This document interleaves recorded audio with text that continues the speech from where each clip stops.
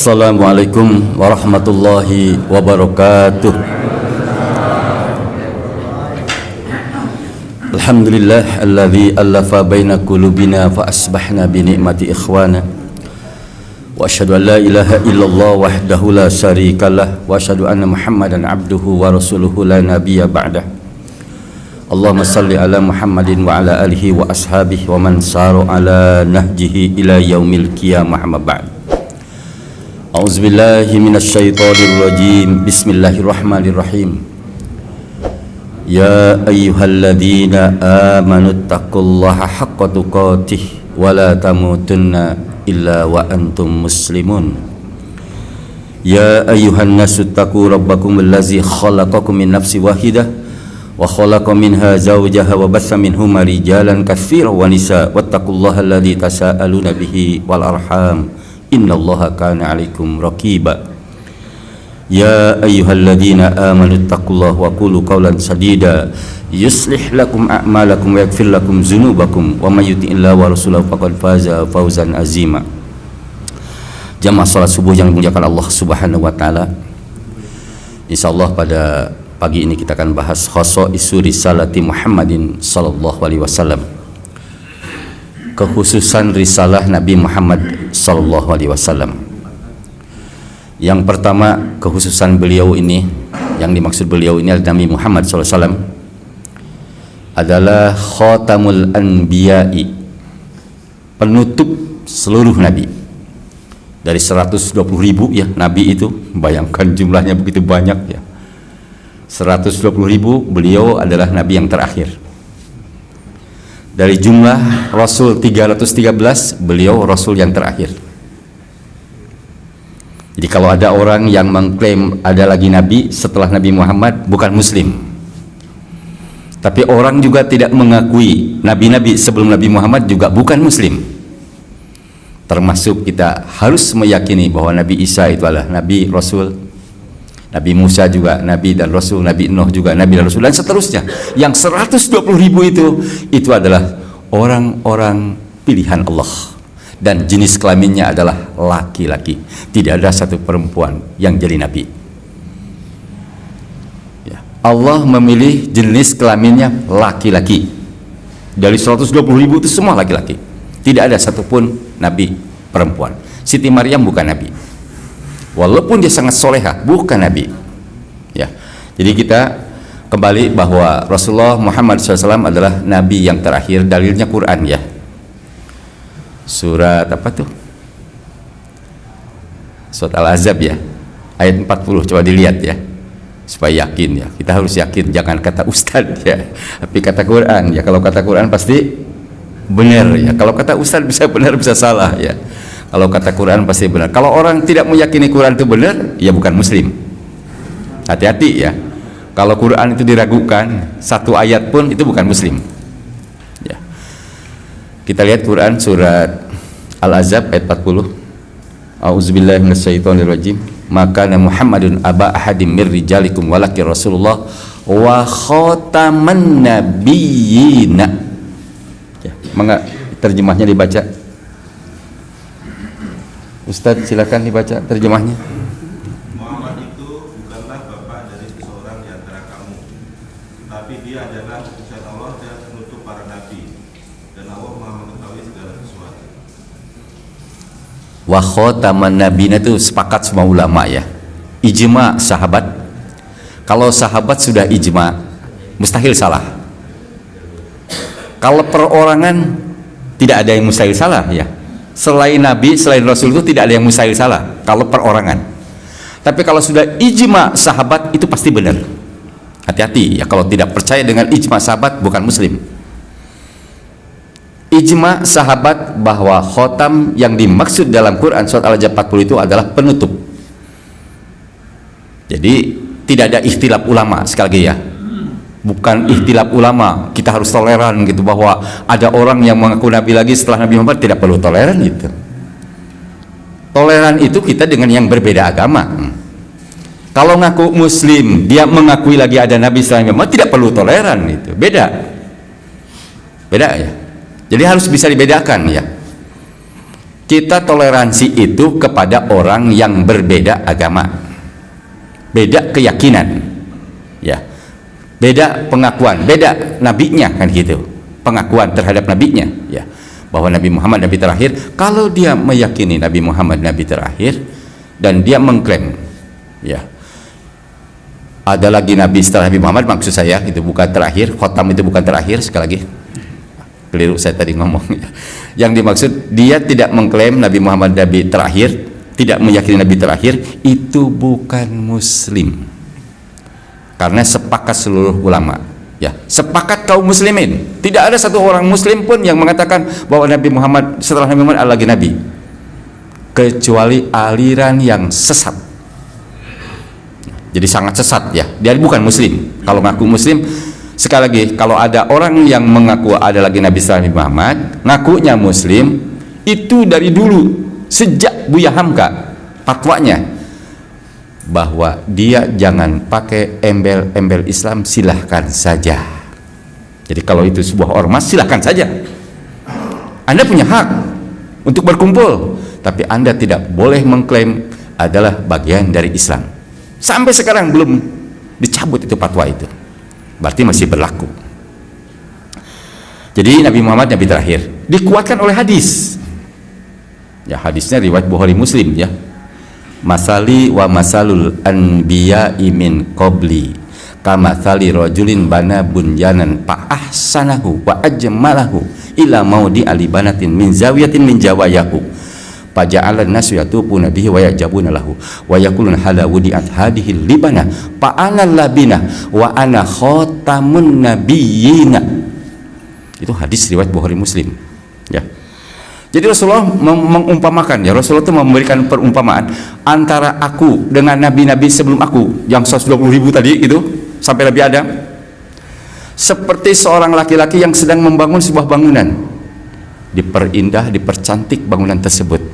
Kecuali, ya, ada kecuali ada satu tempat batu bata di salah satu sudut. Lantas orang-orang ini berkeliling terhadap bangunan tersebut, mengelilingi. Kalau kita tawaf, ya, tawaf itu kan keliling, ya, tawaf. Kalau kita apa tuh, kalau bangunan tuh dilihat itu terus diperhatikan, apa namanya itu, inspeksi, ya. Setelah diperhatikan, lantas komentar, luar biasa ini bangunan. Kalau seandainya ada satu batu bata ini dipasang, batu bata ini yang dipasang yang kosong tadi, akulah batu bata itu, kata Rasulullah. Wa ana labina, akulah batu bata itu. Wa ana khatamun nabiin, dan aku penutup para nabi. Oleh karena itu sekali lagi, ya, Islam itu adalah agama sejak Nabi Adam, ya, sampai terakhir Nabi Muhammad. Makanya kenapa Allah berfirman innad dina indallahil Islam. Tidak ada agama yang tidak di sisi Allah, hanya Islam. Bahkan diperkuat lagi, ya, wa may yabtaghi ghairal islami dinan fala yuqbala minhu wa huwa fil akhirati minal khasirin. Barang siapa yang mencari agama selain Islam, silakan Anda cari. Kata Allah apa? Fala yuqbala minhu, tidak akan diterima daripadanya. Bukan hanya ditolak, tapi di akhirat wa huwa fil akhirati minal khasirin, dia termasuk orang-orang yang merugi. Maksudnya kekal dalam neraka. Kita harus yakin itu. Jadi Islam itu adalah agama yang diwahyukan oleh Allah kepada para nabi, kepada para rasul, berakhir Nabi Muhammad SAW. Dan semua nabi tidak ada yang menciptakan agama. Makanya kenapa menyembah sejak Nabi Adam sampai Nabi Muhammad itu menyembah itu hanya kepada Allah saja. Kenapa Allah yang disembah? Karena yang menciptakan agama. Rasul itu bukan pencipta agama, apalagi namanya ulama menciptakan agama. Kiai menciptakan agama. Dari mana bisa menciptakan agama? Yang bisa menciptakan agama itu hanya Allah. Rasul-rasul itu hanya memberi peringatan kepada umatnya di zamannya masing-masing.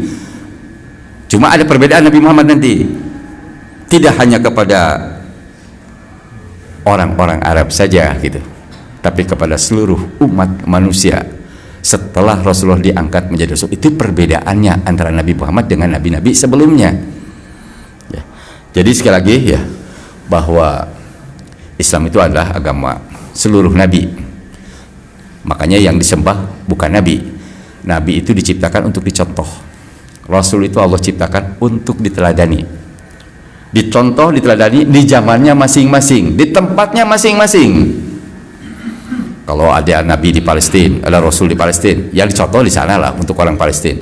Kalau ada yang di, katakanlah di mana, di Mesir ya, di Mesir lah gitu. Kalau ada di Indonesia itu dulu ya, sebelum Nabi Muhammad SAW.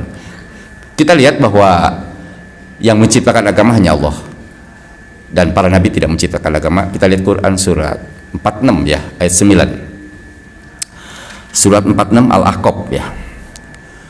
A'udzubillahi minasyaitonirrajim. Qul ma kuntu bid'an minat rusul wa ma adri ma yuf'alu bi wala bikum in attabi'u ila ma yuha ilayya wa ma ana illa nadhirum mubin. Ya mangga, silakan terjemahnya. Katakanlah Muhammad, aku bukanlah rasul yang pertama di antara rasul-rasul, dan aku tidak tahu apa yang akan diperbuat terhadapku dan terhadapmu. Aku hanyalah mengikuti apa yang diwahyukan kepadaku, dan aku hanyalah pemberi peringatan yang menjelaskan. Ya. Jadi nabi itu tidak tahu kalau tidak diberi wahyu. Ya. Bahkan istimewanya itu wahyu yang terakhir ini diberikan kepada Muhammad itu masyarakatnya ummi. Ya, masyarakatnya itu ummi. Ummi itu kalau baca dalam tafsir Al-Baghawi itu ya, tidak bisa membaca dan tidak bisa nulis. Ya, tidak bisa membaca dan tidak bisa menulis. Membaca tidak bisa, nulis tidak bisa. Itu namanya ummi. Kalau cek orang Sunda mah buta huruf ya. Teu nyaho aksara. Ya. Teu bisa maca, teu nyaho juga aksarana kan gitu. Jadi ketinggal itu aksara itu ketinggal ibu. Pokoknya bingung aja gitu. Nah, itu ummi namanya. Mayoritas ya pada saat Rasulullah itu diutus itu mereka masyarakatnya ummi, dan Rasul tidak pernah belajar dengan siapapun, tidak punya guru. Makanya gurunya Allah ya, lewat malaikat Jibril. Oh, kita harus yakin. Coba antum kalau tidak yakin, Quran ciptakan sekarang satu surat aja nggak usah banyak-banyak, seperti Quran. Sekalipun ahli bahasa ya, bahasa Arab yang begitu hebatnya gitu ya, S5 gitu, S7 mungkin gitu kan, maaf ya, di bidang sastra Arab gitu ya, S7 di bidang sastra Arab, nggak akan bisa membuat satu surat seperti Quran. Nggak bakal ada yang bisa. Tantang, silahkan sekarang ada yang bisa, mampu. Orang Arab pun tidak akan bisa. Itu keistimewaannya Quran. Makanya diturunkan kepada orang yang ummi, untuk menunjukkan gitu bahwa ini adalah semata-mata wahyu dari Allah. Wa ma yantiqu anil hawa in huwa illa wahyu yuha. Surat apa itu? Sering itu mah ya. An-Najm ya. An-Najm ayat 3 dan ayat 4 ya. Wa ma yantiqu anil hawa in huwa illa wahyu yuha. Apapun yang diucapkan Rasulullah tidak lain hanya semata-mata berdasarkan wahyu. Justru hebatnya Rasulullah itu karena wahyunya gitu. Justru hebatnya para nabi, para rasul itu karena wahyunya gitu. Kalau secara fisik beliau manusia biasa. Bahkan kalau kita lihat Quran ya, surat Al-Kahfi yang malam Jumat sunat dibaca itu ya. Ini malam Jumat jangan suka lupa ya, baca surat Al-Kahfi itu. Di ayat yang terakhir itu ayat 110, Qul innama ana basarun mithlukum yuha ilayya. Katakanlah aku ini manusia biasa. Maksudnya manusia biasa itu makan, minum, tidur juga. Kalau musim panas ya panas, beliau juga kepanasan. Musim dingin, kedinginan juga beliau. Kalau lagi tidak makan, lapar beliau. Kalau tidak minum, haus. Itu disebut manusia biasa. Tapi diteruskan, yang menerima wahyu dari Allah, itu yang membuat hebatnya Rasul. Makanya ucapannya pasti benar, akhlaknya pasti benar, apapun yang dilakukan Nabi pasti benar, bukan berdasarkan hawa nafsunya, bukan berdasarkan kehendak sendirinya. Itu keistimewaan Rasulullah Muhammad SAW. Keistimewaan para nabi, para rasul itu adalah pilihan manusia pilihan Allah. Allah yang memilih, tidak dipilih oleh masyarakat ya. Masyarakat memilih bahwa, jadi beda dengan Mirza Ghulam Ahmad, dipilih ya, dipilih oleh Yahudi Inggris dan Yahudi Prancis yang milih.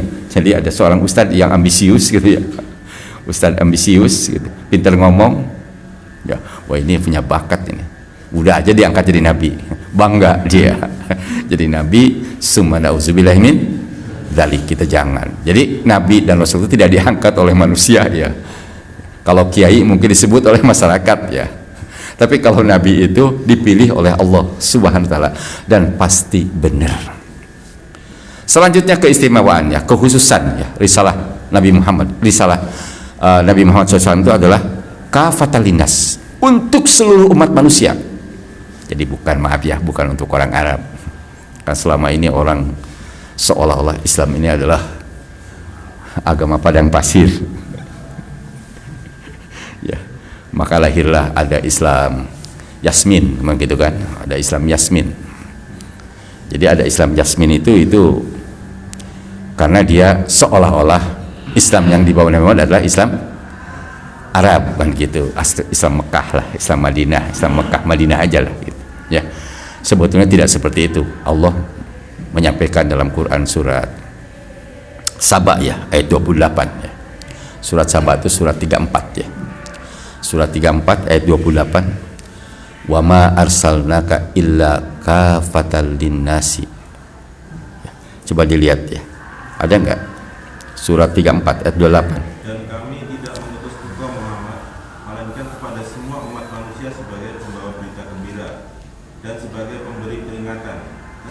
Kebanyakan manusia tidak mengetahui, tetapi kebanyakan manusia tidak mengetahui. Jadi kata Allah ya, tidaklah aku mengutus engkau Muhammad melainkan untuk seluruh umat manusia, termasuk orang Indonesia. Maka jangan bikin termasuk untuk orang Yasmin, jangan bikin Islam Yasmin ya. Jadi ketua yayasan mohon ya, jangan bikin Islam Yasmin ya. Kalau Yasmin yang Islami silahkan, Yasmin yang Islami itu bagus, itu bagus ya. Kalau Yasmin Islami bagus, salah benda gitu. Yang Islami bagus ya, Mekah yang Islami bagus gitu kan, Indonesia yang Islami bagus gitu. Tapi jangan Islam Yasmin, jangan ya, jangan dikerdilkan gitu. Karena Allah mengutus Nabi Muhammad itu untuk seluruh umat manusia. Dalilnya sangat jelas. Anda kalau tidak percaya dengan dalil, pakai apa lagi? Kalau Ustadz saya katakan bisa benar bisa salah ya, Ustadz itu bisa benar bisa salah. Jangankan sekelas Ustadz, sekelas ulama aja bisa salah bisa benar. Tapi sekelas Nabi, jangan sekali-kali Anda mengatakan bisa salah bisa benar, pasti benar gitu. Cep, kalau Nabi itu, kalau Rasul itu kalau salah itu ditegur oleh Allah, turun wahyu. Makanya dimaksum. Termaksum itu terjaga dari salah, terjaga dari maksiat. Itu luar biasa ya. Jadi kembali tadi bahwa diutus untuk seluruh umat manusia ya, bukan untuk orang Mekah saja. Nah, cara untuk merusak Islam itu memang caranya memang harus dikerdilkan dulu Arabnya. Zilul Arab, zilul Islam ya. Jika lemah Arab, maka lemah Islam. Makanya masih ingat Kemal Atatürk dulu tahun 1924. Kemal Atatürk itu bapak yang paling benci Islam ya, Abu Jahalnya di zaman Rasulullah ya. Tapi bedanya kalau Kemal Atatürk ngakunya Muslim, kalau Abu Jahal kan tidak ngaku Muslim ya, bedanya dia ngakunya Muslim. Kalau orang ngaku Muslim tapi benci dengan Islam, namanya apa? Namanya oh munafik. Kata Bapak kan munafik, kata Quran juga munafik. Benar itu ya. Jadi kalau ada orang ngaku Muslim tapi benci dengan Islam, suka menghalangi Islam, itu ciri orang munafik.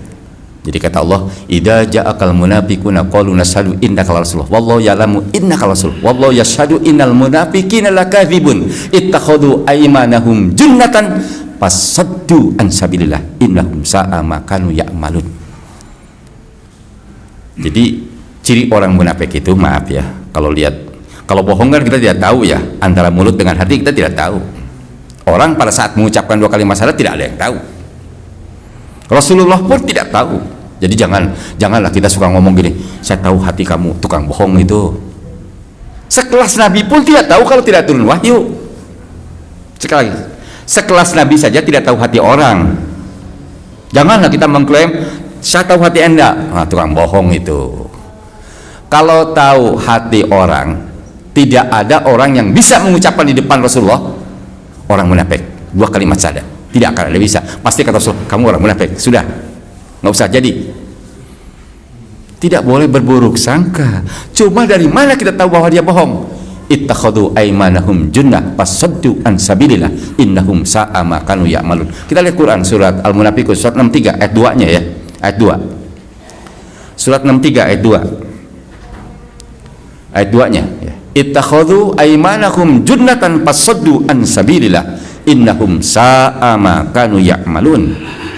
Mereka menjadikan sumpah-sumpah mereka sebagai perisai, lalu mereka menghalang-halangi manusia dari jalan Allah. Sungguh betapa buruknya apa yang telah mereka kerjakan. Ya. Mereka menjadikan sumpah-sumpah mereka sebagai tameng, sebagai perisai. Yang dimaksud sumpah di situ adalah artinya syahadat. Ya. Yang dimaksud sumpah dalam surat Al-Munafiqun ayat 2 itu tafsirnya adalah syahadat. Jadi syahadat mereka hanya sebagai tameng, basa-basi aja, untuk nipu.